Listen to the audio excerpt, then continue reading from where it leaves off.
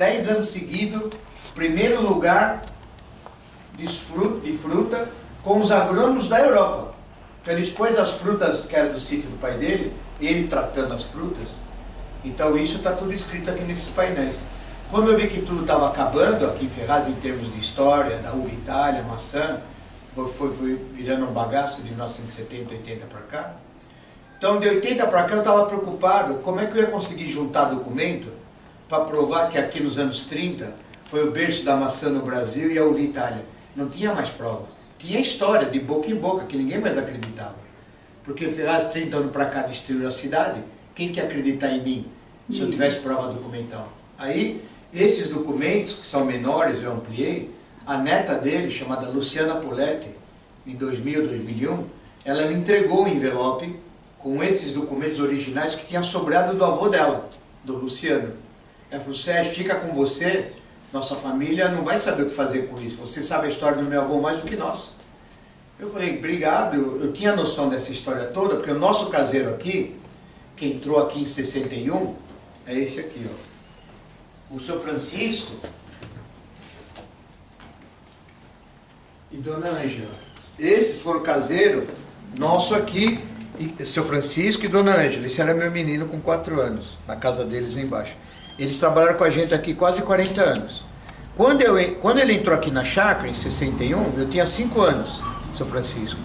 Ele foi o segundo chefe do viveiro do Luciano Poletti, porque ele morou com o Poletti 2 ruas aqui embaixo, de 1941 a 51, seu Francisco. Então, quando a Uva Itália começou a produzir os primeiros cachos, essa planta-mãe que está nas costas da Karen, essa planta-mãe que produziu a Uva Itália em 42, a primeira muda do Brasil, estava plantado aqui no campo experimental do seu Luciano. Seu Francisco falava para mim que quem adubava esse pé, ele entrou em 41 no Poletti. Ele abria a valeta longe do pé e ele falava que o Poletti mandava por muito esterco de animal dentro das valetas e folhas.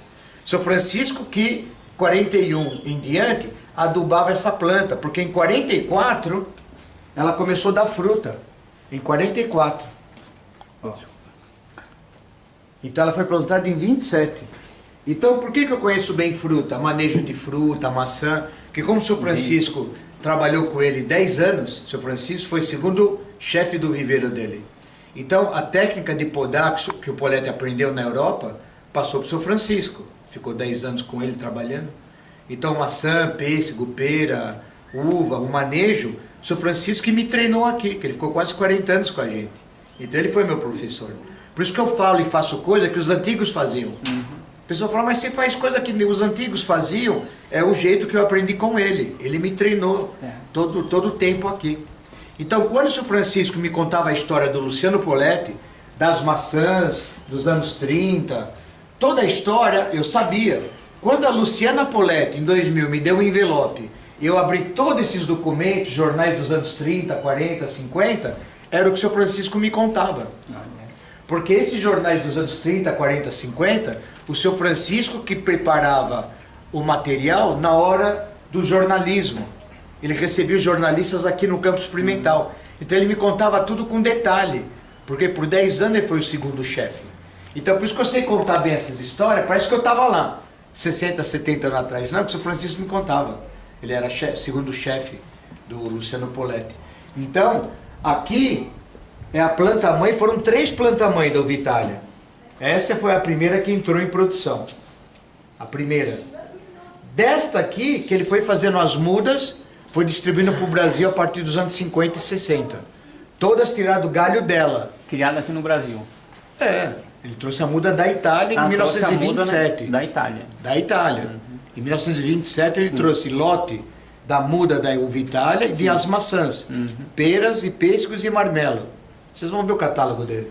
E ele fez essas plantas que é de clima temperado, que é a Europa, produzir maçã aqui nos anos 30, no Brasil, país tropical, olha as macieiras aqui em Ferraz, do campo experimental dele, pés de 5 anos. E olha que essa foto tem arames laterais, em cima arames e poste, que já é o modelo da macieira ser conduzido em arame e poste. Hoje fazem no Brasil há 10 anos para cá. Dizem que isso é moderno, que estão mostrando. Eu já mandei matéria para a TV, dizendo isso que já faz na Europa desde o ano 1900. O Poletti que introduziu isso no Brasil em Ferraz. Macieira amarrado em arame igual uva. Vocês vão ver o catálogo dele. Então, isso é modelo que o seu Poletti aprendeu na fruticultura da Europa, que ele trouxe para cá nos anos 20 e nos anos 30. Olha as maçãs em Ferraz nos anos 30. Aqui, as macieiras. De um ano enxertado, ó, macieira Morgandorf. Um ano de enxerto, olha o calo do enxerto. Ele ia tirar para vender. Olha as maçãs no primeiro ano de enxerto. Olha o calo aqui, isso é muda de um ano de maçã. Aqui em Ferraz, na fazenda do Poletti. Então o que acontece? A história acabou daqui de Ferraz, aqui virou um lixo. Então esses materiais que era do agrônomo Poletti, a neta me doou em 2000. Sérgio, você vai guardar, você que sabe da história do meu avô, nós não sabemos. Foi quando eu resolvi, depois de 3 anos, construir isso para guardar o que tinha de importante de Ferraz. Foi o início da fruta fina no Brasil, foi o Luciano Poletti. Ele é o primeiro. Então eu construí isso para guardar. Aqui do meio é só as coisas dele. E na lateral foi o que eu fui conseguindo de 15 anos para cá do meu trabalho que eu fiz de resgate da história de Ferraz. Então no meio é tudo do Poletti. Se vocês lerem esse catálogo dele, o telefone do sítio dele era o número 2. Esse catálogo é em torno de 1938, dele, original. A firma dele se chamava Sociedade Agrícola Frutal Limitada. Olha o que o Poletti escrevia quando ele mandava as mudas para o Brasil. Pera, pêssego, maçã. Olha o que ele escrevia e mandava dentro das encomendas dos lotes das frutas, que ele mandava para o Brasil todo, a partir de 1940. Quem quer dar uma lida com voz alta? Quem quer dar uma lida? Quem lê bem aí? Lê? Eu posso ler. Lê. Olha o que ele mandava junto com as mudas deles para o Brasil todo. Olha o que ele escrevia. Sociedade Agrícola Frutal Limitada. Estabelecimento especializado de fruticultura. Ferraz Vasconcelos. Telefone número 2.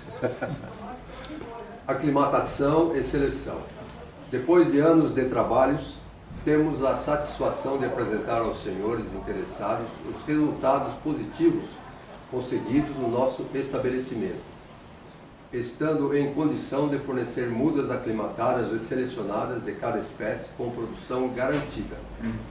As nossas plantas-mães foram todas elas importadas da Europa, assim como as muitíssimas variedades de cavalos porta-enxerto, necessários ao rápido e precoce desenvolvimento fisiológico das plantas enxertadas. Continuamos o trabalho de observação, aclimatação e seleção de muitas outras variedades de cada espécie. As mudas que oferecemos agora aos senhores interessados são perfeitamente adaptadas e controladas e absolutamente garantidas, enxertadas sobre cavalo idôneo.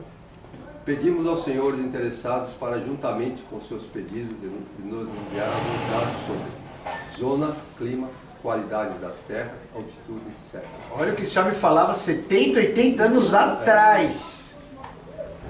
E caso não tenham tido suficiente experiência no ramo, de deixar o nosso cuidado a escolha das variedades para cada espécie pedida. A diretoria... O que ele escreveu no outro parágrafo? Você não sabe responder que cidade você está, qual é a altitude, nos informe a cidade que você está, que ele, Poletti, escolheria as melhores aves frutíferas para encaminhar para o Brasil, no clima que a pessoa estava dando. Deu para entender? Então, vê o termo que ele usa. Hoje falam isso no Brasil de alguns anos para cá. Isso ele falava nos anos 30. Olha a capacidade desse homem. Sim. Frutíferas de clima temperado, da Europa. Ele é patrono. Isso já foi provado. Porque no Brasil não teve agrônomo nenhum, eu já mandei levantar isso, que tivesse ganho 10 prêmios na Europa nos anos 20 e 30 de fruticultura. Lá na Europa. Doutorado em maçã. Não tinha no Brasil ninguém doutorado em maçã nos anos 20 e 30. Ele já era premiado na Europa. Prêmio Chevalier. Prêmio Chevalier na Europa, 1910, 1940, seria igual o Oscar, não tem Oscar do cinema? Chevalier era um prêmio que era dado na Europa, era a medalha máxima de fruticultura. Ele ganhou por 10 anos todos os prêmios de Chevalier. Olha a capacidade desse homem. Sim. Brasileiro ferrazense, nasceu na Estação da Luz. Ele nasceu dia 11 de agosto, dia 11, semana que vem agora, é aniversário dele de nascimento. 11 de agosto de 1895. Ele nasceu na Estação da Luz. que era lugar fino no Brasil 100 anos atrás, onde hoje a Santa Ifigênia, sabe a Estação da Luz? Sim. Ele nasceu ali na Santa Ifigênia, que era lugar dos ricos 110 anos atrás. Hoje não, mas na época era. Campos Elíseos. Então, Pereira Barreto, o grande médico Pereira Barreto, que criou a Campos da Paz, morava no Campos Elíseo. Os Marengo, os grandes viticultores Marengo, o velho Benedito Marengo, que introduziu no Brasil a uva Niagara e também mudas de uva Itália, na mesma época do Poletti, o Benedito Marengo foi chefe do sítio do Pereira Barreto em Campos Elíseo. O velho Benedito Marengo. Depois que ele abriu o viveiro dele, aqui no Tatuapé. Não, primeiro foi Tatuapé, foi Penha. Depois foi Tatuapé. Então Campos Elíseo é o lugar das pessoas ricas no Brasil 100, 110 anos atrás. Então, Pereira Barreto, a colega do Pereira Barreto, me fugiu o nome dela, eu falo tanto dela, até esqueci. Onde hoje é a rua Santa Ifigênia, não tem só coisas elétricas? Sim, sim. A Santa Ifigênia, a rua, aquele quarteirão era o sítio dela de uva. Ela tinha 2.000 pés de uvas lá. Aluna do Pereira Barreto. Hoje, na rua Santa Ifigênia, era o plantio de uva. Me fugiu o nome dela. Daqui a pouco eu lembro. Ela, Pereira Barreto, os Marengos, eram todos da mesma época, 1900, 1910. Então o Poletti se especializou em frutas finas. E aqui cada painel, olha como ele tinha o catálogo do Poletti dos anos 30 e 40, aonde ele mostrava as macieiras, dentro do catálogo, que vocês vão ler lá de lá, o nome das macieiras, os catálogos, que ele mandava junto com as encomendas do Brasil de frutas dele. Ele mandava a coleção de maçã e o catálogo mostrando o que é cada maçã, o formato da maçã, a flor e o aspecto da planta. Olha só, macieira em produção, campo experimental, dele. Olha como ele já era organizado nos anos 30 e 40. Inacreditável o trabalho desse homem. Morreu pobre, triste e esquecido. Ele morreu em 62, fevereiro de 62. Na semana da primeira festa da Uva Itália do Brasil. Mas o que aconteceu com ele que ele morreu assim? Daqui a pouco eu conto, a história é meio longa, eu conto. Aqui, imagina, aqui é um jornal de 1960, e jornal é antigo, temos antes aqui. Aqui, a uva de Ferraz, porque toda a produção da fruta de Ferraz, fina, ia para o mercado da Rua Cantareira, abastecer lá, nos anos 30, 40 e 50. E falavam que as frutas, a maçã e a uva fina que tinha no mercado da Cantareira, vendiam lá como Argentina. Ninguém acreditava que aquelas maçãs e a uva fina eram do agrônomo Poletti aqui de Ferraz. 1960, estão falando que as uvas de Ferraz eram vendidas em São Paulo como uvas e maçã da Argentina. Em 60. Ele foi descoberto aqui que começa tudo. Aqui, em jornal no início dos anos 40. A imprensa brasileira descobriu o Poletti em 44, quando ele fez essa exposição de frutas finas do lado do MAP, onde hoje é o centro de São Paulo, perto do Teatro Municipal. Tinha uma floricultura lá chamada Jardineira Paulista. Vendia flor para os cafezais, para os barões do café. Esse Ângelo Rinaldi era amigo do Poletti. Cedeu um pedaço da vitrine das flores, aonde ele expôs, olha o cacho de Vitália, olha o povo na calçada olhando, olha as maçãs nas bandejas, essa bandeja de prata, seu Francisco que fez essa bandeja, ele me contou, está na minha história, ele fez 2 viagens de trem, levando sacola, uma viagem de trem até preparar isso, ele levou maçãs, pêssego e pera, nossa primeira sacola, pegou o trem e voltou para cá. Aí levou só o Vitália, os cachos do Vitália. Pegou o trem e voltou. Ele levou o dia inteiro para preparar essa bandeja. Porque o trem naquela época era 2 horários por dia. Não tinha trem hora, era 2 horários por dia. Então ele levou o dia inteiro para preparar isso. E ele me falava que essa bandeja era de prata. São Francisco, ele que arrumou. Aí o Ângelo Rinaldi emprestou a ponta da vitrine, que antigamente era hábito, tocava um piano dentro da loja, virado para a rua, com vidro. Então, antigamente, as lojas era exposição e o povo olhava na frente dos vidros, que é um vidro da loja. E aqui ele expôs, olha o cacho da Uva Itália. Olha as maçãs. Isso em 44.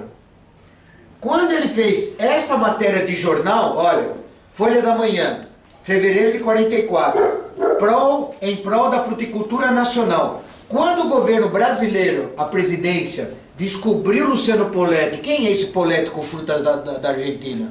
que não é. Quem é esse Poletti que a fruta, a maçã não é da Argentina? Estão dizendo que é de uma vila aqui de São Paulo? Mas quem é esse homem? Aí vieram a comitiva para cá, na casa dele, onde era o campo experimental, 2 ruas aqui abaixo. Vieram e fizeram essa matéria, aí ele contou sentado aqui, jornalistas em torno dele, mostrando os pêssegos da coleção dele que ele introduziu no Brasil, o tamanho da pó, que é uma régua. Estou medindo quanto tem de polpa esse pessegueiro. Sim. Aqui ele está dizendo o que ele trouxe no Brasil. Uva Itália, moscatéis, pêssegos, pera, abricô, marmelo, tudo que ele trouxe. Olha aqui a manchete, jornal do governo brasileiro, hein? Visita a Sociedade Agrícola Frutal. Evasão de milhões de cruzeiros. Quer dizer, vieram embora para quem o Brasil trazia fruta de fora. Agora vem, frutas como uvas, pêssegos, maçã, marmelo, que causam admiração. Visita o interventor Fernando Costa à sociedade. Fernando Costa era o ministro da Agricultura do Brasil, dos anos 40. Tanto é que o Parque da Água Branca, para quem conhece São Paulo, chama Fernando Costa, em homenagem a ele. Ele veio conhecer, Fernando Costa, foi um baita agrônomo do Brasil. Vocês têm que ler o que ele fala aqui do Luciano Poletti, do trabalho pioneiro no Brasil. Fernando Costa, esse homem foi famosíssimo no Brasil. Ele veio ver o trabalho do Poletti. Quando ele conheceu o que no campo experimental? A uva Itália, a primeira planta, conheceu as macieiras carregadas de maçã. Aí em 40 acreditaram que as maçãs de uva fina que estavam aí no mercado de São Paulo não era da Argentina, era da fazenda do Luciano Poletti. Aí a imprensa nacional descobriu o Poletti. Então veja, desde 44, essa exposição é 44, fevereiro de 44, uvas e maçãs. Falava em 44 que essas frutas no mercado da Cantareira era da Argentina. Em 44. 16 anos depois, continuaram falando a mesma coisa. Passaram os 20 anos disto, ainda falavam que essas frutas eram da Argentina, não de Ferraz Vasconcelos. Aí o Poletti fez mais essa matéria, foi a última, para mostrar que já fez em 44 a matéria, que era uva e pêssegos fino, maçã, daqui, para o mercado da Cantareira. Ele repetiu mais uma matéria em 1960. De 1944 a 1960, quantos anos são? 22 anos. 22 anos? Pois desde essa primeira matéria que ele fez para o Brasil, a uva Itália aqui. Isso é uva Itália. Isso é uva Itália. Não tinha no Brasil. A primeira exposição da uva Itália no Brasil foi grava bem, foi na Jardineira Paulista, dono era o Ângelo Rinaldi, uma floricultura no centro de São Paulo, na rua Líbero Badaró 417. Foi lá a primeira exposição da maçã que o brasileiro viu e a primeira uva Itália. Foi essa a primeira exposição que o Brasil conheceu. Aí fizeram essa matéria que saiu no Brasil todo. Aqui ele diz tudo que o Poletti está contando, o que ele fez no campo experimental dele. Aqui o que ele está dizendo. Aqui ele conta sobre as uvas finas, sobre os marmelos que ele introduziu no Brasil e os tipos, né? As maçãs, abricô, cerejeiras, ameixeiras, marmelos, pêssegos diversos e peras diversas. Que ele trouxe da Itália em 1927. Aqui que ele foi descoberto no Brasil. Aí começaram a acreditar que a uva, maçã e pera no mercado da Cantareira não era de Buenos Aires, era aqui da fazenda do Luciano Poletti. Quando a neta dele me deu, eu sabia dessa história, o São Francisco me contava. Ele fez a bandeja de fruta em 44. Só tudo que ele falou, eu gravei de moleque. Quando a Luciana me deu isso, que eu abri o envelope, era umas 9 horas da noite, ela tocou a buzina aqui e me entregou o envelope, eu estava lá embaixo no alambique, porque naquela época eu fazia pinga, estava destilando lá. Abri o envelope, eu não sabia o que era. Quando eu estava, eu, Genilson, quando eu abri o envelope e eu vi isso, em 10 minutos eu passei mal na cadeira, eu achei que eu ia morrer. Tive um mal-estar. Quantos anos você tinha? Não, e ela me deu isso em 2000. Os documentos do avô, eles me doaram isso em 2000. Ela me doou.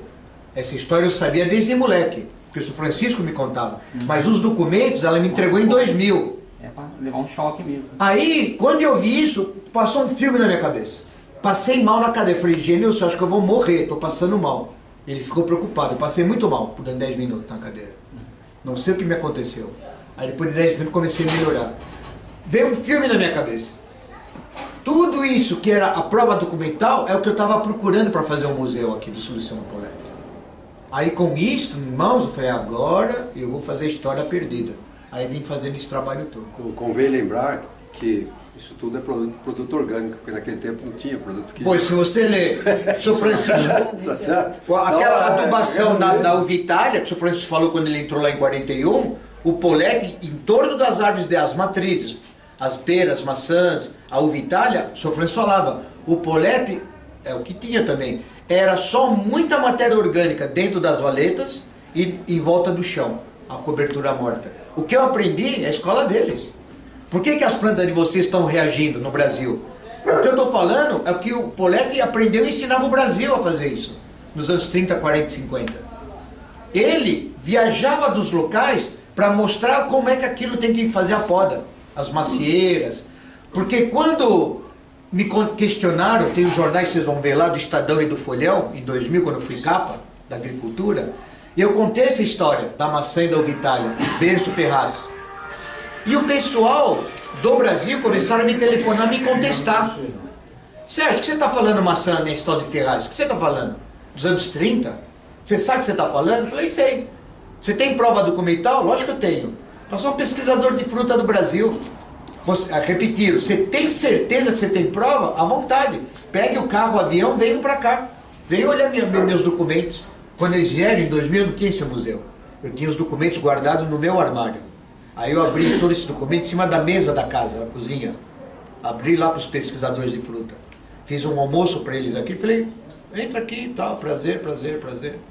Vocês queriam a prova das maçãs dos anos 30 e a uva Itália? Pois está aqui. Jornal dos anos 40, 50 e 60. Aí eles viram que o que eu falei no Estadão e na capa do Folhão Agrícola, está ali o jornal. Depois eu vou mostrar. Era real. Sobre essa história de maçã no Brasil, pioneiro Luciano Poletti. Porque os diplomas que eu tenho guardado dele, dos anos 20, ele tem lá prêmio de maçã de macieira. Prêmio, primeiro diploma na Europa. Então ele era diplomado de maçã em concurso com agrônomos da Europa. Ele tirou todos os primeiros prêmios de maçã de exposição. Maçã do sítio do pai dele em Milão. Então ele estudou agronomia na Itália, ficou lá alguns anos.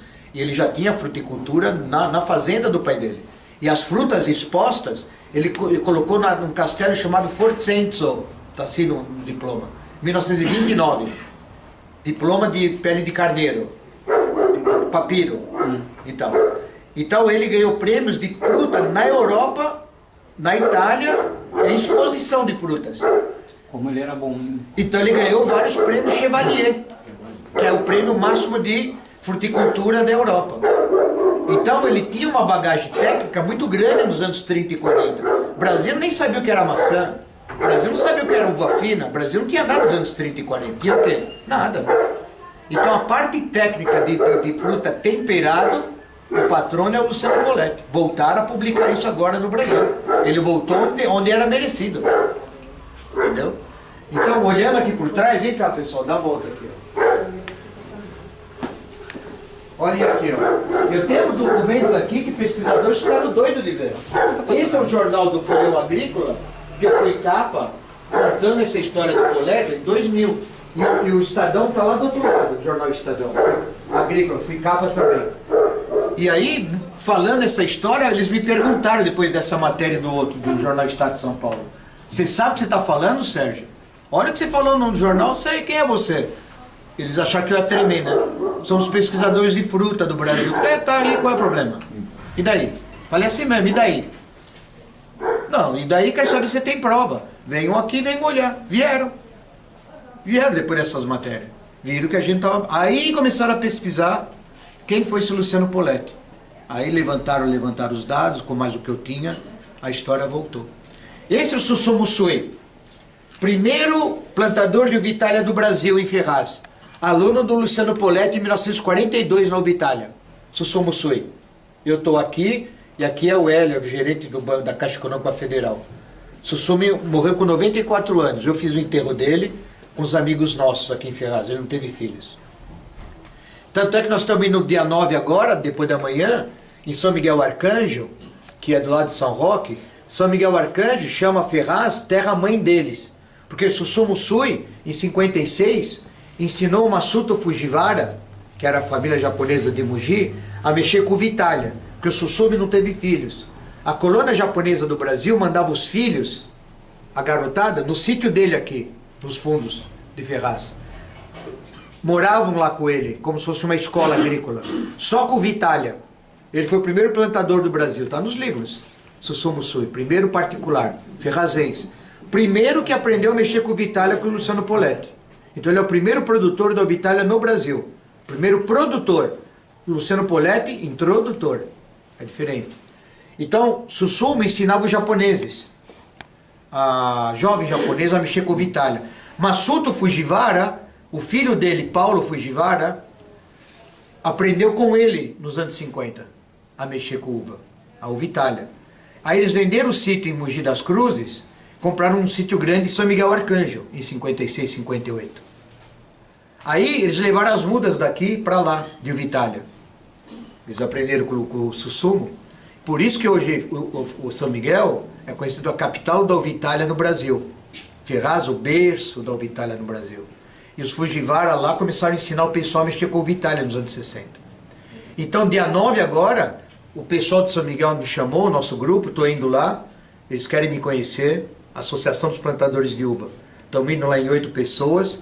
Eles não sabem bem da história deles, que eu tenho guardado comigo aqui publicado. A história de São Miguel Arcanjo, como tudo começou lá. E eu vou levar novamente o meu encadernado para eles. Eles perderam a origem deles, como começou a Vitalia. Eles sabiam do Susumu Sui. Em 2002, ele com 92 anos, São Miguel Arcanjo me localizou quando me viram uma matéria na televisão. Lembraram, alguém falou, e Sérgio de Ferraz onde morava um japonês, o Susumu, que ensinou nós na Vitalia, de São Miguel Arcanjo. Me ligaram de São Miguel Arcanjo, em 2002. Me localizaram. Você é o Sérgio, você falou do Susumu Sui, não sei o quê. Que ano que ele morreu? Em 2002. Falei, não, o Susumu é vizinho da nossa chácara aqui na rua de trás. Ele é meu vizinho de parede. Eles falaram, Susumu é vivo? É, tá com 92 anos, ainda brinquei do lado de lá. Ele tá melhor do que nós dois juntos. Ele pega ônibus pra cima.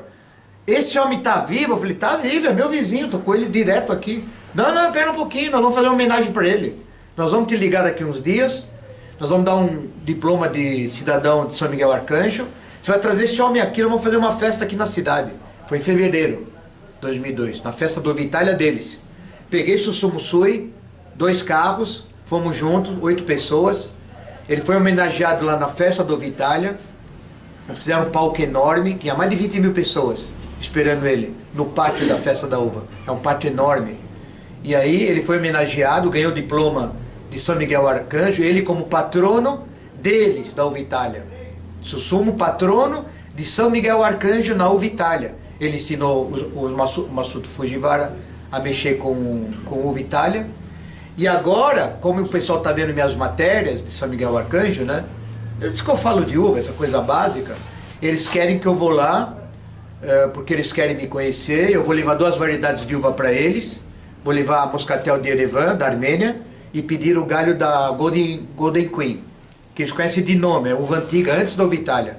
Lá não sabiam que a gente tem um pé de Golden Queen aqui. Ferraz, antes da Vitalia, tinha muita uva Golden Queen na época do Poletti aqui. Não tinha o Vitalia antes, nos anos 50. O Vitalia começou a pegar no breu aqui a partir de 55, 59. Começou os primeiros produtores. Depois do Susumu Sui. Ele começou em 50. A primeira produção que ele falou, vendeu para o Rio de Janeiro, onde era a capital do Brasil. Está tudo escrito, eu tenho tudo escrito isso. Ele vendeu para um supermercado fino, ele não lembrava do nome, no Rio de Janeiro, na capital. A primeira uva que ele exportou para fora de São Paulo foi para o Rio de Janeiro, 100 quilos de Vitalia. Diz que foi o maior rebu. 100 quilos. 100 quilos, não é 100 mil quilos, 100 quilos. 10 caixas de 10 quilos ele mandou para o mercado do Rio de Janeiro, que era a capital do Brasil. Briga. É, porque já era fama o Vitalia dessa publicação de 44, deste jornal que vocês viram agora há pouco. Ele mandou em 1950 a primeira produção dele, que ele começou em 43 com as mudas de Vitalia no sítio dele. Ele trabalhou só 2 anos com o Luciano Poletti, 41 e 42. Em 42 o Luciano Poletti deu 6 mudas na mão do Susumu Sui, de presente. pode começar com essas 6 mudas, obrigado pelo teu trabalho, vai tocar a tua vida. Ele começou com 6 mudas. Aí em 1950 ele falava para mim, já tinha 500 mudas enxertadas. Aqui, 1 quilômetro aqui atrás. Um morrinho assim. É ali que ele fez a primeira exportação, vamos chamar assim, 100 quilos da uva Itália para o Rio de Janeiro, em 1950. Então São Miguel Arcanjo, em 2002, homenageou ele. Como ele faleceu em 2003, dia 6 de dezembro de 2003, ele faleceu com 94 anos. Fizemos o enterro dele. Aí ano passado, os restos dele estavam aqui no cemitério, chama Cemitério da Saudade, onde está o Poletti enterrado. A família dele, o irmão dele do Japão, pediu para exumar ele. Ele foi exumado ano passado, em fevereiro. Os ossos dele foi cremado na Vila Alpina. As cinzas dele colocaram num vaso. Mandaram no Japão para a família dele, os irmãos dele. Fizeram um altar com a foto dele e a cinza dele. Uma história bonita.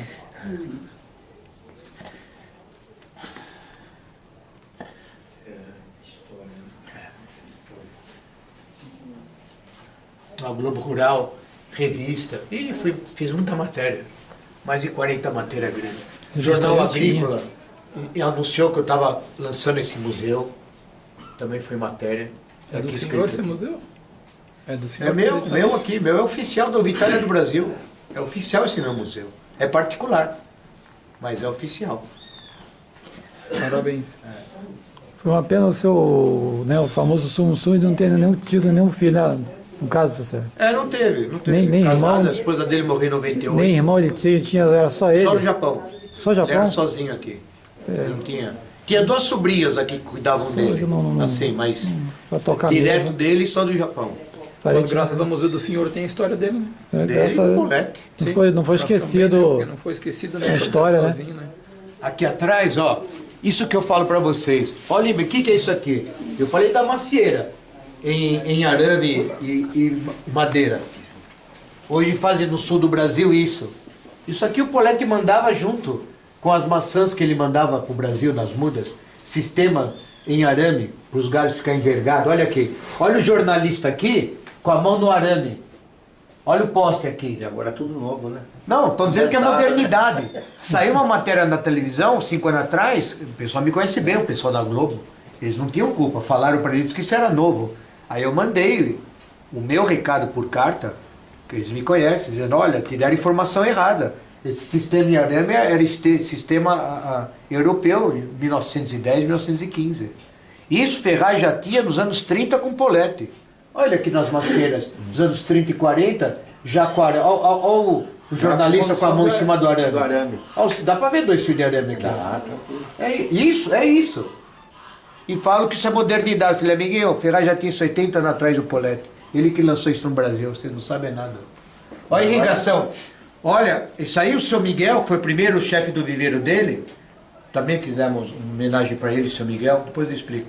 Ele falou que esses canos de chumbo veio de Milão.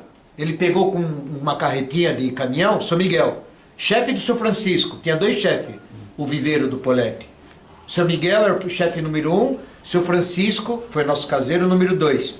E o seu Miguel falou que em 33 ele trouxe essa carga de canos de chumbo no navio no Porto de Santos. Que o seu Poletti já fazia irrigação em 33 no viveiro. Aqui, ó a irrigação, de baixo para cima. Aqui é tudo milhares de mudas de macieira enxertada. 33! O Brasil nem sabia o que era irrigação. O seu Poletti colocou aqui no Brasil primeiro nesse sistema. Ele foi pioneiro. Isso eu falo, repito, provo e falo para quem quiser. As provas estão aqui. Aqui é o Poletti agachado no dia daquele jornalismo que vocês viram. Aqui os 2 diretores do jornal Diário da Noite, ele agachado desbastando maçã, tirando as menorzinhas, mostrando para eles o que é desbaste de maçã. Eles nem sabiam o que era isso. E a condução. Ele fazia uma poda diferente. Que macieira hoje em dia se poda diferente.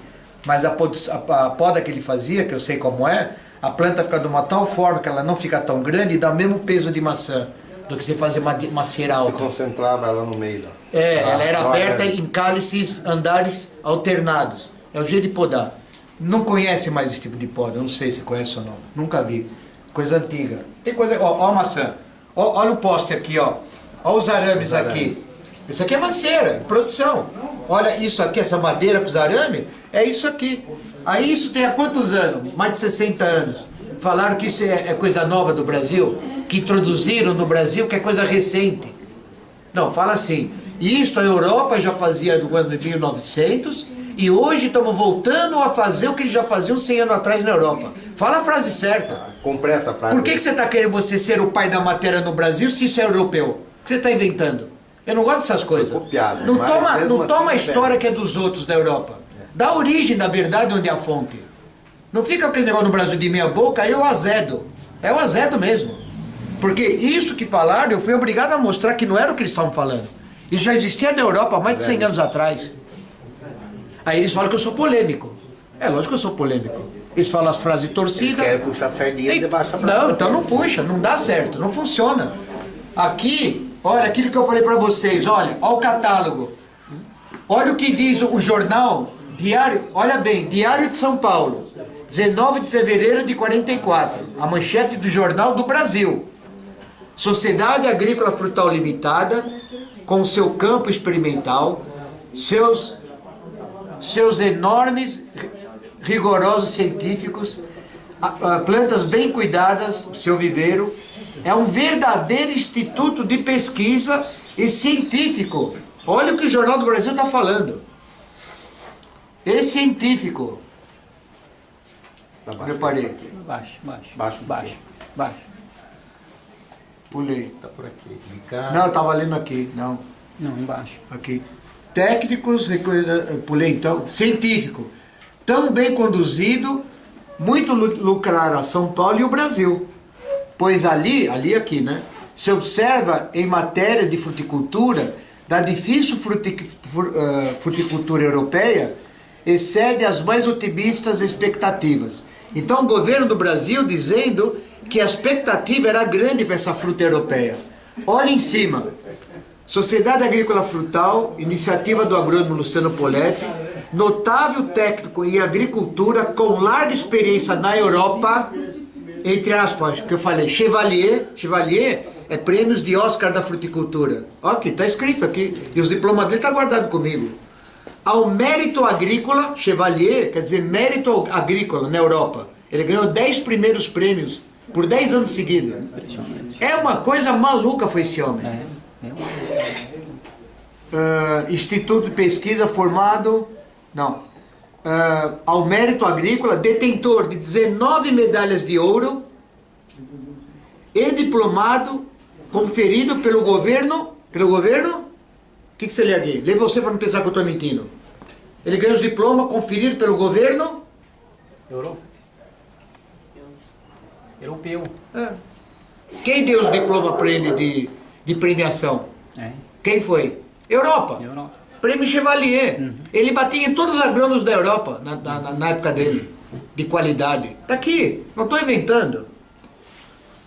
Reconhecimento pelo mérito do trabalho. Os frutos que nos foram dados a admirar em plena produção ofereciam uma surpresa enorme para todos. Grandes, odorosos, quer dizer, perfumados, coloridos, saborosos, como os que nunca se veem. Jornal do Brasil fez as publicações desse homem. Vários jornais dos anos 40. Quando ele explodiu aqui? Quando saiu essa matéria atrás, página inteira, que eu mostrei agora. Olha quem foi esse homem, ferrazense. Por isso que Ferraz teve essa mão de obra enorme de fruticultura. Todos os alunos dele. E eu aprendi um pouco aonde? Com o seu Francisco. Trabalhou conosco aqui 40 anos, caseiro nosso. Trabalhou 10 anos com o Poletti. Veio trabalhar aqui depois. Ele veio aqui, eu tinha 5 anos de idade. Ele ficou conosco aqui quase 40 anos quando ele morreu, fizemos o enterro dele. Então quem foi meu professor de fruta? O seu Francisco Antônio Defende. Ele nasceu em Santa Rita do Passa Quatro, 300 quilômetros daqui. Veio para cá em 1940. Ele era de fazenda de café, do pai dele, do avô dele, cana. Ele foi aluno do Luciano Poletti, morou 10 anos com Poletti. Foi o segundo chefe do viveiro. Imagina o Francisco, 40 anos do meu ouvido, todo dia, me falando, me treinando. Virei esse xarope que eu sou. Por isso que eu não bato bem. O pessoal fala assim, mas como você mexe todo tipo de fruta? Não, fui treinado. Eu fui treinado pelo Sr. Francisco, além do meu avô. Mas o Sr. Francisco era um baita técnico de fruta. Meu avô não tinha o conhecimento que ele tinha. Então, por que eu sei mexer em planta? Por que eu falo alguma coisa de planta, o pessoal faz e dá certo? Não é que eu sou gênio, não estudei nada. Eu fui treinado pelo Luciano Poletti, indiretamente, porque por causa do Sr. Francisco, eu peguei a mania dos antigos de mexer numa planta. Eu tenho um jeito de mexer. É o jeito que eles me ensinaram. E está servindo agora para todo mundo um pouco. E se transferia conhecimento, né? Se transferia. Antes, o pessoal... Não pode, porque se você quiser ensinar teu neto, você vai preso. Tem que estar tudo adolescente. Você vai ensinar teu neto a podar planta com 12, 14 anos, você vai em cana hoje. Eu mexia com isso com 8 anos de idade, eu já estava no meio deles mexendo com pesco e uva. Eu com 8 anos. Eu chego com as minhas manias, eu tinha mania de canivete. Quando eu era moleque, colecionava canivete. Eu sempre tive mania, é meu, canivete, tesoura, desde moleque. Então isso que eu consegui provar, olha aqui, quem introduziu aspargo no Brasil ao catálogo foi o Luciano Poletti. Ele era sócio do Matarazzo, o velho Matarazzo, numa fazenda de aspargo que o Poletti fez no fundo de Ferraz, divisa com o Suzano. Fazenda de aspargo. Era sócio o Poletti e o Matarazzo. O Matarazzo não saía daqui. Assis Chateaubriand, que trouxe a televisão para o Brasil, não saía daqui. O governador Ademar, dos anos 40 e 50, Ademar de Barros, não saía da casa do Poletti. Vinham sempre aqui, por causa do berço da fruta brasileira. Olha só, vou dar alguns nomes de videira, você que está gravando, de videiras do catálogo do Poletti, dos anos 30 e 40, gravem bem. Golden Queen, Niagara Branca, Niagara Rosa, União Village, Albana, Angiola, Apirene, Barbandina, Barbarosa, Baraçada, Bermestia Branca, Bicane, Catalanesca, Chezelé Doré, Chezelé Napoleão, Chezelé Negro Ponte, Diamante Negro, Dorona Veneza, Fernando Delepres, Frankenthal, Garganella, Grosscoman, Reluane da Pérsia, Piróvoda, 5 tipos, as irmãs da Itália, Iverninga Blessiana, Isabella, Madalena Angevina, Malvásia Napoletana, Maravilha de Málaga, Marzepina Preta, Manarca de Vesúvio, Moscatel de Ada, Moscatel de Alexandria, Moscatel de Hamburgo, Moscatel Branco, Moscatel Flor de Laranja, Moscatel Preto, Moscatel Rosa Violeta, Moscatel de Terracida, Pizzutelo Preto, Regina, Seibel Francesa, Sultanina Preta, Sultanina Rosa, Terra Promessa Branca, Tocai, Trebbiano Zibibo d'Arquata. Olha as variedades de uva que esse homem tinha nos anos 30 e 40. Vocês já viram algum nome aqui no mercado, alguma delas? Não. Material que ele introduziu da Europa aqui no Brasil. Isto, as mudas que ele vendia, e aqui a coluna, qual porta-enxerto ele enxertava. Aqui... O que ia bem. O que ia bem. Dos tipos de porta-enxerto, 420A, Ripara do Traviú, e 8B, e tem cavalos aqui que nem existe mais. E aqui o preço por unidade e por quantidade. Quanto maior quantidade eram os fardos, mais barato saía a muda. E aqui ele dizia, aqui está a identificação dos cavalos, ó. Ripara rupestre. RL, rupestre do lote. RG, Ripara Glorioli de Montpellier. 420A, que é a Berlandere com Riparia. E aí por aí diante. Então, esses catálogos ele mandava quando a pessoa comprava lotes de fruta dele. Se era fruta de maçã, que acho que nós já passamos, tá aqui. Olha as macieiras. Vocês que são do sul do Brasil. É isso que eu mandei para os pesquisadores do sul, quando acharam que eu estava falando que não tinha lógica. Olha bem aqui. Aqui é pessegueiros. Aqui, outros tipos de pessegueiro. Aqui as peras que ele introduziu no Brasil. Aqui ele escreve, de 122 variedades que ele experimentou em Ferraz, ele selecionou 8 que produziu no Brasil. De 122 que ele selecionou. 122 variedades que ele introduziu da Europa. Enxertadas no cavalo, Pirus, Sidônia ou Nacratiagus. 3 tipos de cavalo que a pera produzia bem no Brasil. Esse material nem existe mais. Olha as macieiras que ele introduziu nos anos 20 e 30. Sobre quantas variedades de maçã que ele experimentou? 67. 67 tipos diferentes, nos anos 20 e 30. Ele selecionou depois de 20 anos. 1, 2, 3, 4, 5, 6, 7, 8, 9, 10, 11, 12, 13, 14, 15, 17 variedades de maçã, produzindo aqui em Ferraz nos anos 30 e 40, que é essas fotos que vocês estão vendo aqui.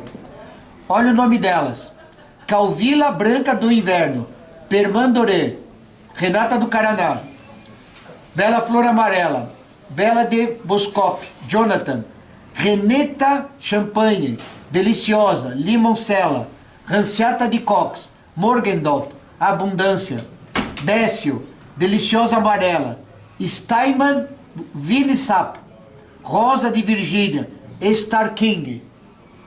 Tem Olha- Star King lá e a Deliciosa que tem aí. Veio de onde? Daqui.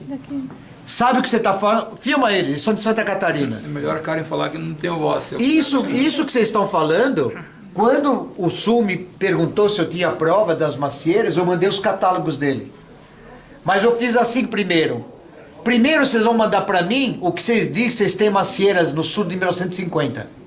52. Vocês começaram com 52 com maçã? 1950? Tá. Manda para mim o nome das tuas macieiras que vocês têm, pioneiro no Brasil. Aquele ano. Mandaram para mim. Eu li, dei risada. Eram as mesmas? Dos que eles me deram, 8 era daqui. Pergunto eu, as mudas do Sul nos anos 40, 50, o Poletti que comprou e trouxe para Ferraz? Ou dos anos 30, as videiras dele saiu daqui e foi para o Sul? Saiu daqui, com certeza. Acabou, provei. Aí que eles entenderam que realmente o Luciano Poletti, com essas provas documentais, era doutorado em maçã na Europa já em 1927, com o prêmio Chevalier. Aí, meu amigo, a história voltou no seu devido lugar. Botei o nome dele aonde tinha que ser. Tá aqui a prova. Vou te dar uma olhada se Filme. eu acho mais alguma dessas aqui para trazer. Pode fotografar de perto Já e mandar para pesquisador antigo, aposentado de maçã. Os novos não vão saber. porque os hoje em Pega dia a cara que já não está com vai saber nem o que 80, tá falando, 85 anos de maçã, pesquisador. Deve ter gente viva. Tem. Conversa com eles se eles lembram de alguma história que eu estou contando. Lembra, tem pessoas bem. Pessoas dessa idade que são pessoas que conhecem bastante e até Então, trocam ideias e dá são esses apaixonados nomes, por esses eles vão nomes. dar os nomes deles, vão falar, olha, isso aqui tinha esses nomes, mas não sei de onde veio. As mudas. Tá aqui a prova documental. Eu não brinco. Sabe a origem? Eu não invento. E hoje em dia outra coisa que acontece engraçada também, né? Porque a gente compra uma muda e você não sabe qual cavalo que é. Ninguém sabe nada. Por exemplo, No Brasil é assim. Você vai comprar um... Quando eu fui comprar pera, Não adianta vocês comprar assim. eu Não funciona, suponho. não compra. Não é Não sei, assim que não sei, funciona. não sei quem Parem é. de comprar maçã e pera sem noção. Não funciona, não é assim. Não funciona. eu chuto, por exemplo, assim, eu perguntei ele assim, brincando, será que aqui a parte de baixo também é pera também? Eu falei, espera brotar pra ver. Tá bonita a Ou muda. tá enxertado em cima de mamão, vai saber. Vai saber, a muda Em tá cima bonita. de batatinha. Tá Não, hoje em bonita. dia eu não duvido nada do Brasil. É.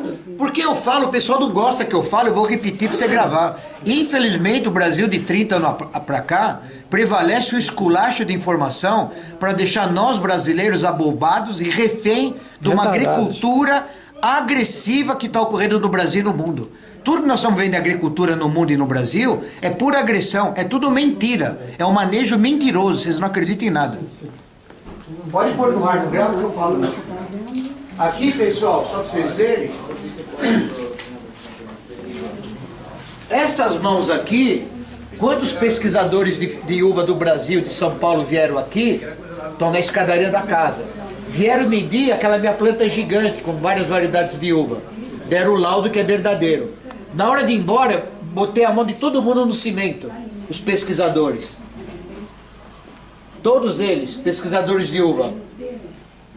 Escrevem livros de uva. Professor Erasmo, Maurílio Terra, José Hernandes e outros, o Téquio, que é um baita professor, aqui, 6/10/2011. Vieram dar o laudo técnico dessas minhas plantas gigantes. Aí enfiei a mão deles aqui. Essa mão é do seu Miguel, faleceu com 92 anos ano passado. E nessa data de 92, 1/10/2010, homenageamos o seu Miguel, que morava em Campos de Jordão, o primeiro chefe do Luciano Poletti. Homenageei ele no Parque da Água Branca, como primeiro chefe do Luciano Poletti, da Uvitale e da maçã. Então nós homenageamos ele, o governo de São Paulo deu um diploma para ele de agradecimento. Um ano depois ele faleceu feliz da vida, em Campos do Jordão. Então, aqui a mão da secretária da Agricultura de São Paulo do ano anterior, a Mônica Bergamaschi. Todos secretários da Agricultura já passaram aqui. Ela veio colher a uva do meu pé gigante. Olha ela colher numa das uvas. Ela colheu porque os técnicos dela vieram aqui um mês antes. Os agrônomos de São Paulo. Contaram para ela. E ela depois falou, quero conhecer essa planta da chácara do teu avô. Ela veio um dia, passou um dia com a gente. Aqui é a mesinha de cimento ali, que meu avô tomava a pinguinha dele, o fim de tarde. E ela meteu a mão de cimento, que é essa aqui, ó. Tava no molde, né? Aí secou e eu pus aqui. Ela esteve aqui dia 28 de dezembro de 2011. Daí que eles estiveram aqui também em 2011, ó. Novembro. Ela veio um mês depois conhecer. Aqui é um jornal da Argentina, que na Argentina tem 200 mil armênios. E o jornal da Argentina, da colônia armênia, a matéria dela, com minha videira gigante, foi nesse jornal da Argentina, da colônia armênia e dos Estados Unidos também. A matéria nossa correu, da colônia armênia, né? E aqui do Uruguai. A mesma matéria da colônia uruguaia dos armênios. Então, a notícia correu. E aqui, o jornal, aqui é o ministro da Armênia, 5 anos atrás, dando um diploma para mim, que está guardado aqui, que o presidente da Armênia mandou um diploma para mim. E nós aqui fazendo um evento para ele, tinha 200 pessoas aqui na chácara, e ele sabe do trabalho que eu faço sobre uva no Brasil. Porque, para quem não sabe, no livro, diz assim, livro de uva, da encosta do Monte Ararat onde parou a Arca de Noé, é o que dizem a Bíblia, né? É na Armênia. E lá, a encosta do Ararat, está nos livros, é o berço da viticultura mundial. Então os livros de uva dizem assim, do seu berço armênico, da encosta do Monte Ararat, surgiu as videiras no planeta. Então o meu bisavô na Armênia já era plantador de uva, né? Meu bisavô. Uva e trigo, né? Aqui é o diretor do Globo Rural, meu amigo Lucas Bataglia, que eu conheço ele desde 91. Aqui é jornalistas que estão todo domingo na televisão. Conheço bem eles, né? Então às vezes quando eu vejo alguma coisa que não é correta da matéria deles, alguma informação, e eu telefono, eu mando um e-mail para ele, para dizer, olha, aquilo que tua matéria falou, que te contaram, não é aquilo não, é isso, observa bem, que o que vocês puseram no ar não é correto não. Às vezes tem coisa que eu mando algum recado, né?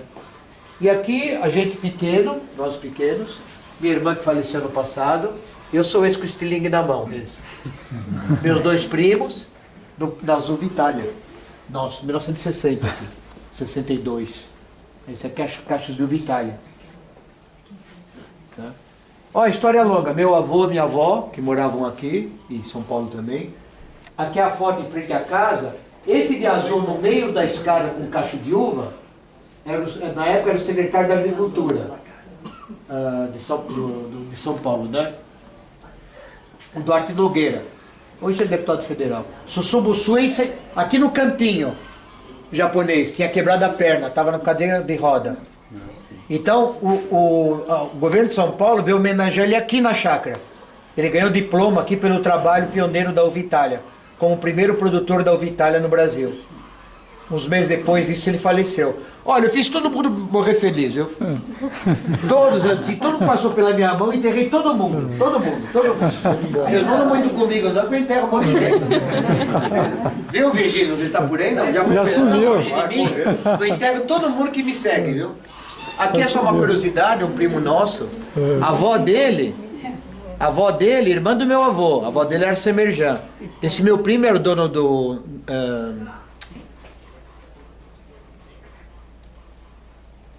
Meu Deus do céu. Revista não? Não, Netshoes. Netshoes. Netshoes. É ele que é o dono. A avó dele é irmã do meu avô. Aqui somos nós, né, na chácara, várias matérias. Aqui na chácara, quando minha irmã e minha prima, mesma idade, fizeram 1 ano de idade, teve batizado delas aqui, em 1958, 59. Aqui é os palhaços da época, que era mais famoso no Brasil, a Relíquia Pimentinha. Acho que vocês não lembram. Você lembra? Então, eles vinham aqui, vieram no aniversário da minha irmã, eles vieram fazer um show aqui. Esse é meu tio, irmão do meu pai, o Armando. Esse é o nosso primo de Boston, Semerjan também. O Jack tá vivo. Aqui toda a minha frente já morreu todo mundo, aqui não tem mais ninguém. Aqui foi o primeiro programa da Rede Globo, em 91, em maio. Seu Francisco aqui de chapéu e eu de costas de azul. E o primeiro programa em 91, quando o Lucas falou, Sérgio, vamos fazer uma matéria com você, que eu levei uns documentos para ele do Vitália.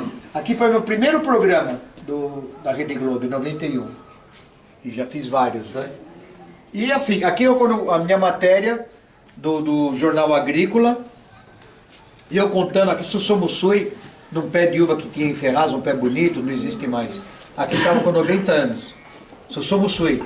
Eu pus ele na foto. Ele estava andando, com 90, 92 anos, pegava ônibus.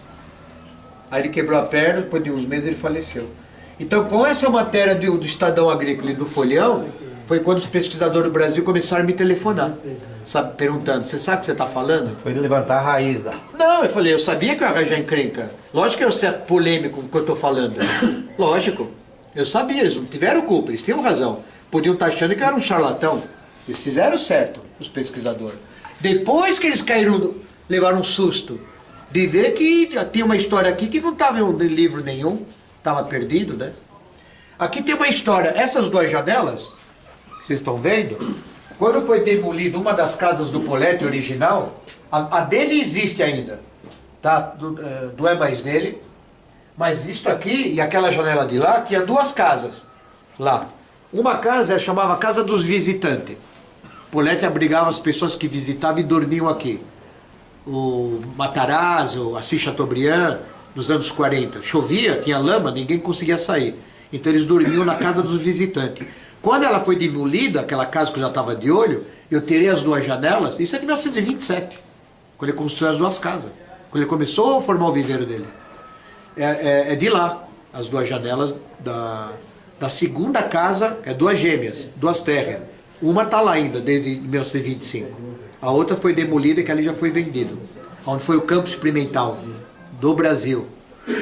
Dizem que dos livros, primeiro campo experimental publicado no Brasil, a primeira foi em Caldas, Real, em 35. Alguns meses depois, o governo brasileiro federal foi na tua cidade, onde hoje chama Videira. Era outro número, o nome chamava Sumaré. Perdizes. Chamava Perdizes. 1935. Só que do Poletti, ele particular, começou a montar em 27. Ele, como particular, foi 6 anos antes do primeiro campo experimental de fruta, que foi Caldas. Em seguida foi Santa Catarina. Só que 7 anos antes, ele já tinha estava montando o campo dele aqui. O primeiro embrião. Da uva Itália, maçãs, pera. Você vê, uma coisa maluca. Começou em 27. Clima de frutas temperado. Frutíferas da Europa. Entendeu o que eu estou dizendo? Então aquela geladeira nossa funciona até hoje, dos anos 50. Era da minha avó. Se ligar, ele funciona. Funcionava até outro dia. Eu coloquei ele aqui.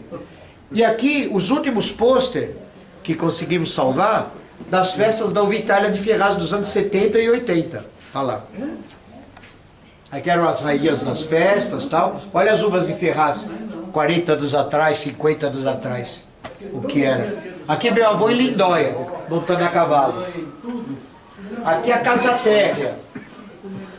Foi demolida e construído essa. Inaugurou o noivado da minha mãe. 2 de outubro de 48.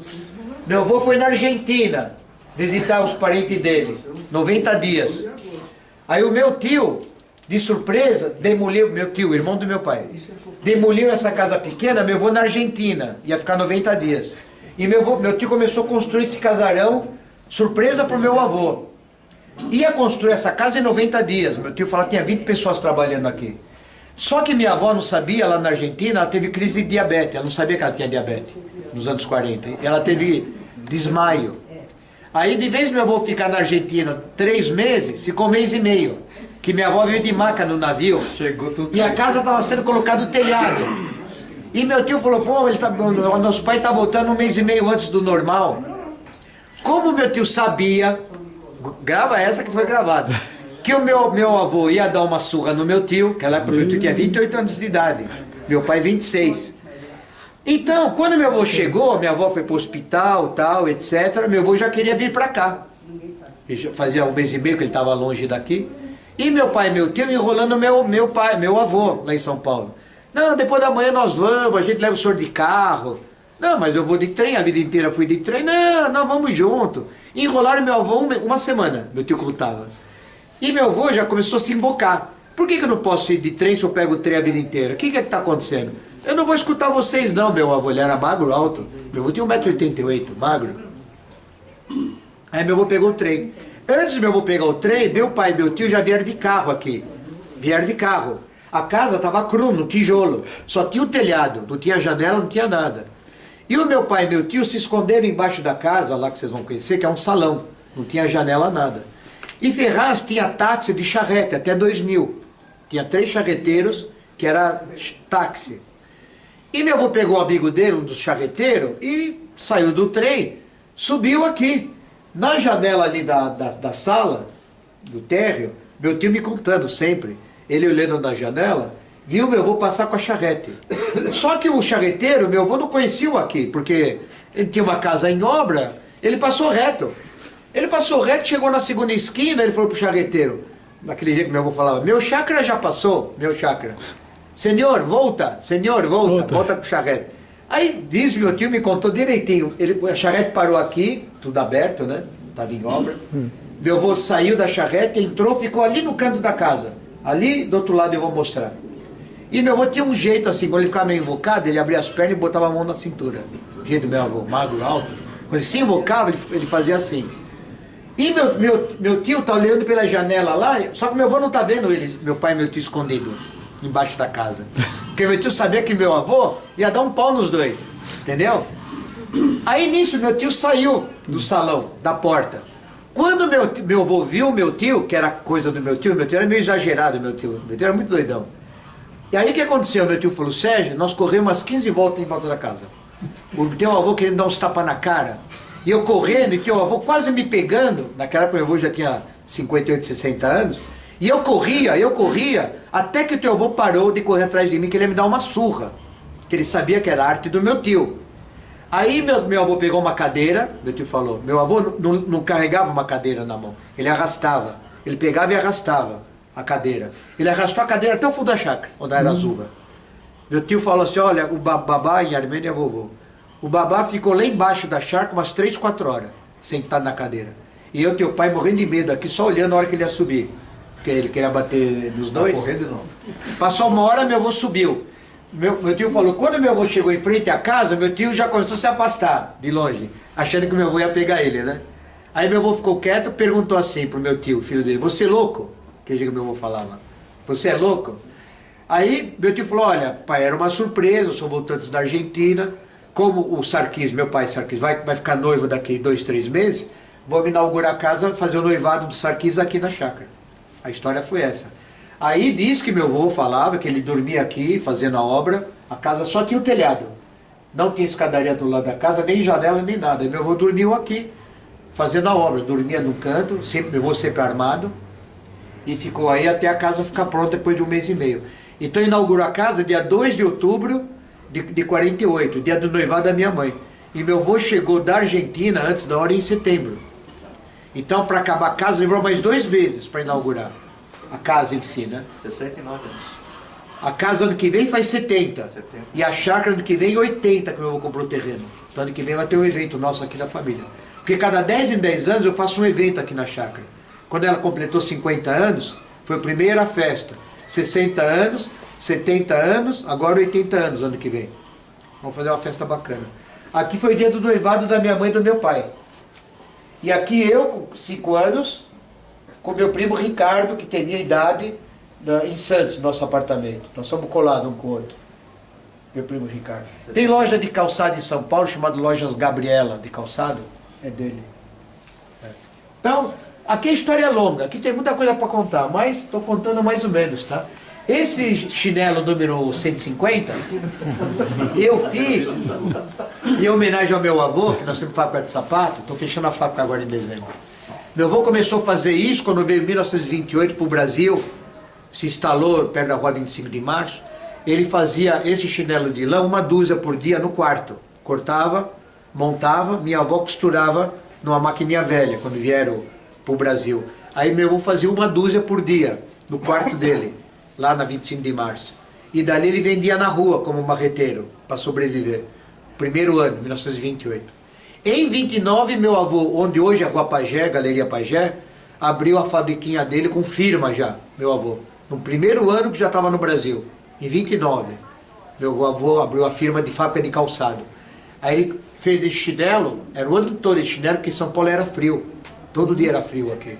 Ele fez chinelo de 1929 até 1950. Só chinelos, só chinelos. Depois a fábrica do meu pai e meu tio começou a fazer outros grandes artigos. E meu pai e meu tio, em 68, é uma coisa que eu não conto, não gosto muito de contar. Meu pai e meu tio foi o primeiro exportador de sapato para os Estados Unidos. Porque a maior fábrica de sapato do Brasil era do meu pai, do meu tio. E nós tínhamos também a primeira fábrica de máquinas para calçado, que meu pai montou em 1948. Fábrica de montar sapato, montar com maquinário. Meu pai tinha uma fundição, fazia máquinas para calçado também. A primeira na América Latina, era do meu pai e do meu tio. Qual que era a marca, senhor? Do meu pai a fábrica era Merci, Calçados Merci. E a fábrica de máquinas para calçado chamava Indústria Paulistas de Máquina para Calçado. Então, a revolução que o Brasil teve de sapato a partir de 1960, com os maquinários, que antigamente era só sapato feito à mão, com taxinha, é pouca produção. Com a máquina de calçado para produzir, o meu pai revolucionou o Brasil no sapato. Pode gravar e pôr isso no ar. Mas esse Porque foi sapato montado. Outro manejo. E o meu pai viajava no Brasil com maquinário, num caminhão, para mostrar no Brasil o que é aquilo que funciona. Então quem deu o impulso da indústria calçadista em produção foi a minha família, foi meu pai. Meu pai foi uma pessoa muito querida no ramo. Perdida? Não tem isso escrito, está no jornal de São Porque Paulo. hoje a capital é Franca, né? Não, é outra coisa. Não, é capital do calçado, verdade. Capital. Capital. Mas e berço? É, o berço. Berço industrial, foi aonde? São Paulo. São Paulo. E o berço do maquinário de calçado? Quem é? Onde é o berço? Onde foi o berço? São Paulo. Meu pai, meu tio. Né? Então a nossa família foi muito famoso no ramo do calçado. Não tem mais nada. Aqui para vocês verem esse quadro, é a fábrica nossa que ia ser construído no início dos anos 50, 60, onde hoje é a Volkswagen. Isso era do meu pai. E aí acabou vendendo, a fábrica que era no Brás não foi para Anchieta. Porque aí também tem uma outra história. Meu pai e meu tio compraram esse terreno nos anos 50, na Anchieta, onde hoje é a Volkswagen. Já tinham intenção, na época, de montar uma fábrica na Anchieta para colocar carga de produção no navio em Santos. A cabeça do meu pai e do meu tio. Nos anos 50. Para mandar sapato para fora do Brasil. Nos anos 50, a cabeça do meu pai e do meu tio. Só que quando Getúlio Vargas, olha que história maluca. Getúlio Vargas, em 50, 52, presidente novamente, ele lançou a Petrobras. Petróleo é nosso. Você vai falar, mas o que tem que ver essa história com isso aqui? Eu vou contar. O Brasil, quando Petrobras existiu pelo Getúlio Vargas, todo mundo no Brasil, não tínhamos informação, era todo mundo sem estudo naquela época. Falava-se que o petróleo era um caldo, olha que eles falavam 60 anos atrás, um caldo meio escuro, que saía sobre o chão. Saía, brotava sobre o chão. Muito bem. Foi uma mania no Brasil, não se conta, marca isso aqui e pode publicar. Todo brasileiro da roça, nos anos 50, andava com isqueiro, onde tinha uma mina d'água, em qualquer lugar, saía um pouquinho de água, eles põem o isqueiro achando que ia sair gás com isqueiro. Estou falando sério. Achando que eles vão ter petróleo no terreno dele. Os caras da roça no Brasil. Ferraz faziam muito aqui. Todo mundo fazia isso. Onde tinha mina d'água, eles colocavam isqueiro para ver se saía gás. Porque Petrobras é o Petrobras, o Brasil tem petróleo. Muito Brota de qualquer lugar. Vai em qualquer lugar. Por que eu estou contando isso? Porque meu pai falava, uma vez eu perguntei para ele, mas por que vocês venderam ali? O que aconteceu? Ele falou, Sérgio, nós tivemos uma proposta tão boa, tão anormal, porque lá não valia nada, meu pai, naquela época. Valia o quê? Nada. Era um brejão. Tivemos uma proposta muito grande de 3 alemão. Mal falavam português. 2 metros de altura cada um, tudo olho verde. Vieram da fábrica do meu pai, que era no Brás. Nós vamos comprar o teu terreno. Meu pai falou, não está à venda. Não, nós vamos pagar. Mas não estamos vendendo. Eu não estou perguntando, estou dizendo que eu vou te dar um dinheiro. Deram uma fortuna, uma coisa normal. Meu pai e meu tio desconfiou. Falou, já sei, no nosso terreno 50 mil metros tem petróleo. Tesouro. E o meu pai e meu tio custou de vender, porque eles ficaram, não, como estão dando 10 vezes o valor? Tem petróleo ali, não vamos vender. E ficou nessa. Gente, tem cada história para contar, da Arca da Velha. Olha. Custou de vender porque eles deram uma outra oferta. Mais doida do que era. Chegou uma hora, meu pai falou, meu irmão, meu tio, 2 irmãos, eu tenho que vender, meu, não tem condição. Se tem petróleo lá, eu não sei. Só que eles já estão dando para nós, vale mais do que um poço de petróleo. Foi vendido, meu pai achando que aqui, esses gringos, descobriram que no terreno deles, no meu pai, tinha petróleo. Era nada. Depois de uns meses soube que era Volkswagen. Que vieram para o Brasil e montaram a Volkswagen. Olha. Você entendeu? Olha. Acharam que tinha petróleo. Não, que a Volkswagen gostou do terreno, era um lugar estratégico na Anchieta. Estratégico. E achavam que era porque tinha petróleo lá. Meu pai Localização e coisa rachava de dar exportação, risada quando eu contava isso quando a gente era molecão, nos anos Vocês, 70. os alemães vieram para cá, quiseram montar aqui, queriam um local bom. Então, perto que do pudesse Porto mandar do Santos. embora. E ele na é época na do pista Fusca, de né? que desce a Anchieta. Esse terreno Que já é a ficasse mão que perto de uma desce. Então, para rodovia. vir motor, peça e ter carro facilidade. pronto, já saía na Anchieta descendo a serra se quisesse.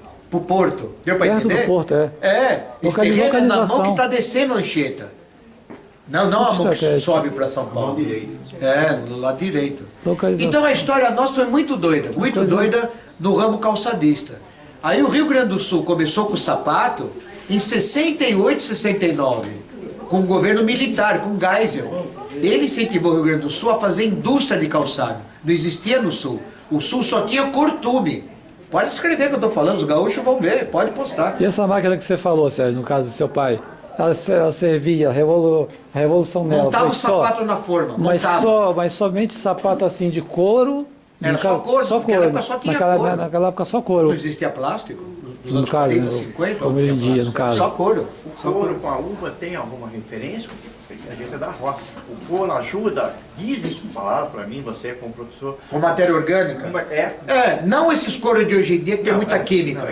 Meu avô trazia couro da chácara, quando eu era moleque, e enterrava do lado das uvas, porque o couro não tinha química 50 anos atrás. Era matéria orgânica.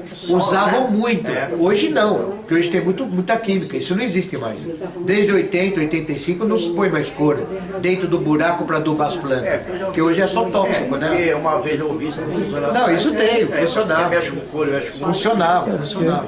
Porque hoje em dia o couro, no caso, né, aquele que não passou pelo processo, ele apodreceu. Hoje em dia você acha o sapato enterrado e não apodrece. Porque o ele, sapato. porque ele tem o cromo. O cromo é o produto azul que vai no curtimento, não deixa o couro apodrecer. Antigamente o couro era só curtido no tanino. Tanino é a casca de uma árvore. Fosse 50 anos natural. atrás. Era tanino, não existia cromo. O cromo, a química, começou a entrar nos anos 60 nos cortinos. No caso, metal pesado. É. Isso, ninguém conhecia o que era cromo, que até hoje se usa no couro, né? A história é muito grande, viu, gente? A história é muito louca, muito bacana. E tem tudo a ver o couro com a minha família, que meu bisavô também na Armênia, na aldeia, fazia sela para cavalo. Já mexia com couro, meu bisavô. Experiência. Então já mexia com couro e uva, né? Meu avô era plantador de uva, meu bisavô, né? Sérgio, Oi. o pai dela usou esse chinelo aí. O João xadrez era só do meu avô, era o único no Brasil. Ele se formou em Chinelo, 45 aqui em São chinelos Paulo. Merci, chinelos Merci, exatamente. é o que ele devia usar. Só era meu pai, Tinha 10 meu anos, avô. Já tinha 20 anos que ele tinha um sapato, É não isso. deixava ninguém pôr a mão. É isso, era do meu avô. Começou. Eu tenho a primeira do meu avô, tá guardado no meu quarto, a fivela de metal, tá guardado, de 1949, original do meu avô. Tá comigo, vou mostrar pra vocês. E aqui dentro, eu tô com a chave, depois vou abrir dentro do baú não, do buffet, tem uma história, grava essa. Como meu pai e meu tio foram os primeiros exportadores de calçado dos Estados Unidos, junho de 68. A história foi assim, primeira carga de sapato para os Estados Unidos e Nova York. 3 meses depois, exportou para Nova York uma fábrica de uns patrícios nossos, que era em Santana, que se chamava Calçados McKerley. Foi o segundo exportador do Brasil para Nova York. 1 mês depois da McKerley, fim de novembro, foi a Samelo, de Franca, amigos do meu pai, a Samelo. Então o primeiro exportador em junho de 68 foi meu pai, setembro foi a McKerley, novembro foi a Samelo. que meu pai foi o padrinho de casamento do Samelo, nos anos 40. Eles eram amigos, meu pai e o Samelo. Entenderam até aí? Quando fizeram essa exportação, a primeira, o governo, na época do Brasil, era o governo militar. Então, no primeiro embarque, foi 3 caminhões fechados para o Porto de Santos. A fábrica do meu pai era onde hoje é a Rua Oriente, numa travessa lá. Era um prédio grande, não é mais da família. Até esse prédio pegou fogo em dezembro, agora, deu na televisão.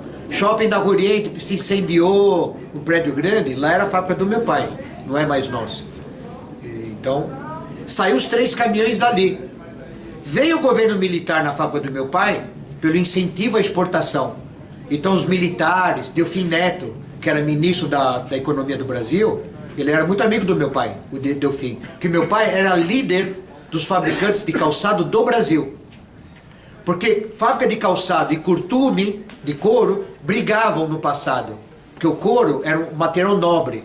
Então eles aumentavam o preço, a indústria calçadista sofria, o método couro subia. Ninguém conseguia falar com os curtumes 50 anos atrás. O governo mandava meu pai falar. Meu pai tinha acesso aos curtumes dos gaúchos do Rio Grande do Sul. Então, quando tinha algum problema do calçado no Brasil, porque o Brasil naquela época, o sapato era termo de cesta básica na conta da inflação do Brasil. Ninguém mais lembra disso, eu lembro. Eu ia com meu pai nas reuniões do governo, eu tinha 8, 9 anos, eu assistia todas as reuniões de moleque. Então, o governo de São Paulo, Delfim Neto, os militares, falou do Sarquis, nome do meu pai.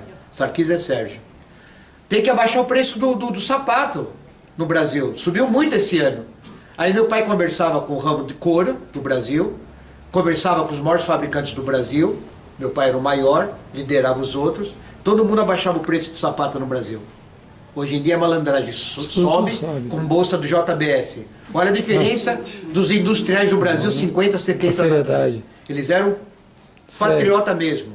Então meu pai era muito conhecido. Quando saiu os primeiros 3 embarques, primeira exportação do Brasil, em 68 para Nova York, que minha família inaugurou a exportação de calçado, Delfim Neto, esse pessoal todo foi na fábrica do meu pai, para olhar o embarque dos 3 caminhões fechado, para embarcar no navio em Santos. Foi o maior evento. Nós temos um álbum guardado. Foi uma coisa maravilhosa. Brasil, sapato Brasil para Nova York. Muito interessante. Por que eu estou contando isso? Tem uma coisa muito bacana. Dentro desse buffet, tem guardado umas relíquias, que está guardado aí, um sapato. Lembra da época dos anos 70? Nova York, não tinha aquele Black Power, o poder dos negros? Vocês lembram disso? Os novos não sabem o que eu estou falando. Aqueles negros, aqueles cabelão, aquelas boca de sino, aqueles sapatos altos, salto de 15 de altura de homem, salto grosso, colorido, vermelho, amarelo com azul. Lembra daquilo ali? Vocês lembram daquilo? Um daqueles sapatos grandes está guardado ali dentro. Foi o que meu pai exportou para os Estados Unidos. Um deles. Meu pai era muito tipo de sapato meu pai fazia. Por que eu estou contando isso? Teve um programa, o Jô Soares está vivo e o Tony Tornado está vivo. Grava que eu vou falar e eles vão dizer se eu estou mentindo ou não. Me surpreendeu uns 10 anos atrás, o Tony Tornado foi no programa do Jô Soares fazer uma entrevista do Jô Soares.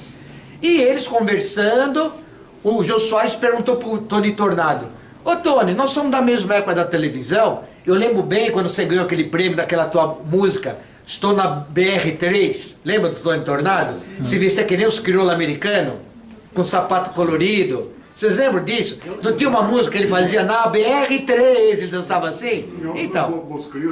Isso. Aí, grava bem, ó. Ô Jô Soares, se você estiver vendo o Tony Tornado, telefona pra mim. Aí o Jô perguntou assim pro Tony Tornado: mas o que você foi fazer nos Estados Unidos naquela época? Eu sei que você morou 5 anos em Nova York. Ele falou assim: eu era metido a negão invocado, o Tony Tornado falando. No Brasil, ninguém dava bola pra mim. Eu fui morar nos Estados Unidos como artista. Eu fui morar lá. E me conta, o que você fez lá nos Estados Unidos? Falou: olha, eu fiquei lá tantos anos, eu me achava, eu tive 2 frustrações, 3 frustrações. O Tony Tornado contando pro Jô Soares. Jô Soares olhou pra cara dele e falou assim: mas que 3 frustrações que você teve lá nos Estados Unidos? Falou: olha, vou contar uma coisa que eu nunca falei. Eu lá nos Estados Unidos, quando eu cheguei lá, estou falando as palavras do Tony Tornado, eu lembro que ele falou, está gravado na minha mente. Eu me achava no Brasil um crioulo alto, grande e forte. Mas quando eu cheguei lá, eu me sentia não. Ele falou, o Jô, os negão dali, ele falou assim, 2 metros, 2,20 m. Eu perto dos caras, eu era uma formiga, me frustrei. Eu era pequenininho perto daquela negada, ele falou assim. Aí o Jô Soares morreu de dar risada. Ele falou, então, como eu fui para lá morar, porque eu era um artista que não muito conhecido, morei uns anos em Nova York. Ele falou, bom, essa foi tua primeira frustração. E você, de que você era um negão baixinho. Mas qual foi tua segunda frustração? Olha o que Tony Tornado falou. Olha que Tony Tornado vai ver. Antes disso, aí o Jô Soares falou assim para ele, não, antes de você continuar falando, eu tenho uma dúvida. Eu sei você, Tony Tornado, que você é mais velho do que eu. Ele falou, eu sou 8 anos mais velho que você. Ele falou assim, Jô Soares, eu tô com 68, ó, a idade, eu lembro dele. Ele falou, você tem 75, 76 anos? Naquela época, 10 anos. Então hoje Tony Tornado é vivo. Deve estar com 86 anos, Tony Tornado. 85. Ele faz novela ainda, né? 85? Como você sabe? Eu vi na internet. Olha, tô indo por data. Eu falei que ele tem uns 86 anos. Ele viu na internet que Tony Tornado está com 86 anos. Naquela época, no Jô Soares, ele estava com 76 anos. O Jô Soares falou, você é 9 anos mais velho do que eu? Pô, você está inteirão. Aí o Jô Soares falou assim, continua contando. Qual foi a tua segunda frustração? Ele falou, Jô, ele fez assim, pôs a mão na cabeça, eu era metido, um negão metido. Quando eu vi aquela negada, como se ele não fosse preta, né? Quando eu vi aquela negada lá em Nova York, 2,5 metros de altura, aquela mulherada bonita, aquele sapatão tudo colorido que eu não sabia de onde era, tudo colorido, sapato verde com vermelho, com azul, um saltão desse tamanho, uma plataforma desse tamanho, perguntei para um negão, aonde vocês estão comprando aquilo ali? E ele deu o nome de uma rede de loja, Verde Corporation, Verde. É uma rede de loja que tinha lá, 500 lojas. O dono era amigo do meu pai, vinha no Brasil, ficava com meu pai, na casa do meu pai. O dono, ele chamava Mr. Green, o apelido dele, Senhor Verde. Ele tinha 500 lojas nos Estados Unidos. Era um senhor magro, alto. E ele falou assim, Jô, só não estou entendendo, o que tem que ver o sapato com tua frustração? Que foi? Aí ele falou, o negão lá te tratou mal? Não, ele me deu o endereço da loja para comprar esses sapatos. E eu fui correndo para comprar, porque eu queria ficar igual os crioulos americanos. Tudo metidão. O Tony Tornado contando desse jeito. E ele foi na loja Rede Verde, chama Verde o nome. E eu comprei um todo colorido, bacana, guardei a caixa com o maior carinho, levei no meu apartamento, ele falando assim, o Tony Tornado, todo metidão na rua, tô me igualando aos negão americanos e tal. Cheguei no apartamento, fui lá almoçar, eu pego a caixa, vazia, abro a tampa. Ele falou, João, Jô, foi a minha maior frustração. Ele falou, mas eu não estou entendendo, Jô. Eu falei, o que tem que ver o sapato com a tua frustração? Dentro da tampa da caixa, estava escrito Made in Brasil, fábrica Rua Rodrigues dos Santos, 176, São Paulo, Brás. Ele falou, o sapato era do Brás, do fabricante. Eu morrendo de inveja dos caras e os caras lá do buraco nosso. Era a fábrica do meu pai. Vocês entenderam? Aí esse sapato eu tenho guardado aqui, o último que sobrou, tá guardado ali. Eu tô com a chave que eu vou mostrar. Ele é colorido dessa altura. O salto não era carrapeta? Não, carrapeta é outra coisa. Não, carrapeta foi uma outra época. Carrapeta foi em 72.